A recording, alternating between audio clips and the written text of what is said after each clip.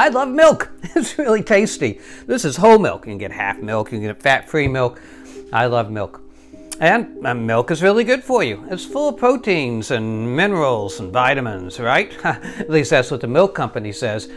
Remember in the 1990s when milk sales started to sag and they came up with all these commercials with all those stars with the milk mustaches? Milk products started to sell because it's really not that good for you. And now when supplemented, milk does have some vitamins and iron. It has, let's see what I got here. It has an excellent source of vitamin A and D and B12 and thiamine and some minerals like magnesium, zinc, calcium, and potassium. So it's not like it's terrible for you, but it's really not the best product. And in fact, 2/3 of the population of the world is milk intolerant. You see, all mammals, with the exception of platypus, all mammals breastfeed their children, and they're doing this because they are giving them protection against diseases, and they're giving them the necessary vitamins and irons and such, and different fats. But each animal's milk is species specific. So, for example, cow's milk is 9 times as protein rich. Mouse milk is 150 times as protein rich.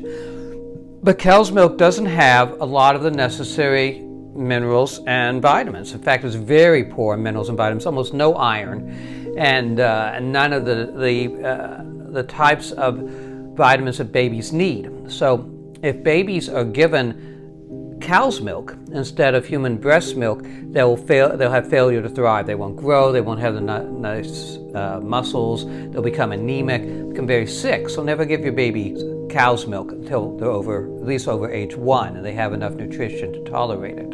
And as we age, like all mammals, we lose this ability to consume milk, to break down the milk products.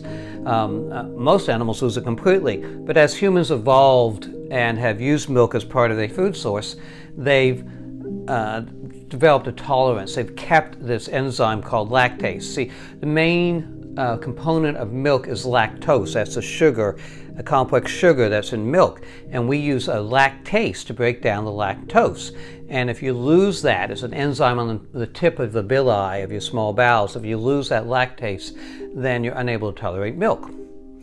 Lactose intolerance symptoms are pretty straightforward. They're pretty obvious. If you've noticed, whenever you take milk or cheese or ice cream or yogurt or anything with a milk product, if you get sick, if you start feeling nauseous, if you feel bloated, you get diarrhea, fatty stools, that's because you have lactose intolerance.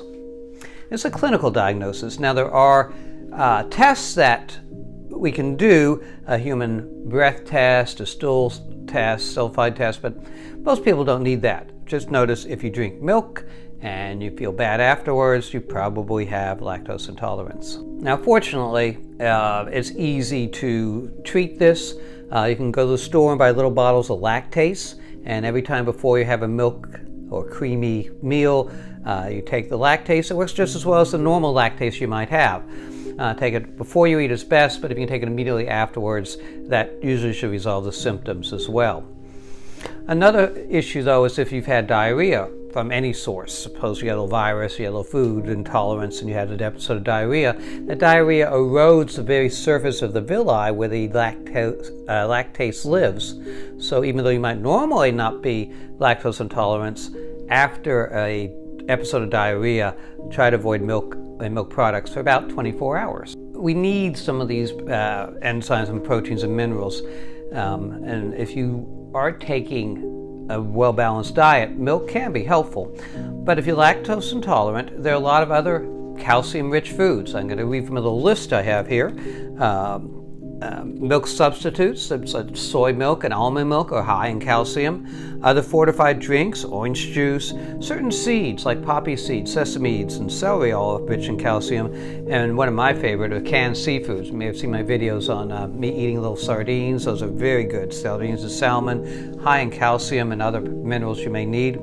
Beans, lentils, almonds, dark leafy greens like kale and collard and spinach, rhubarb, figs, and certain fortified cereals, edamame, and tofu.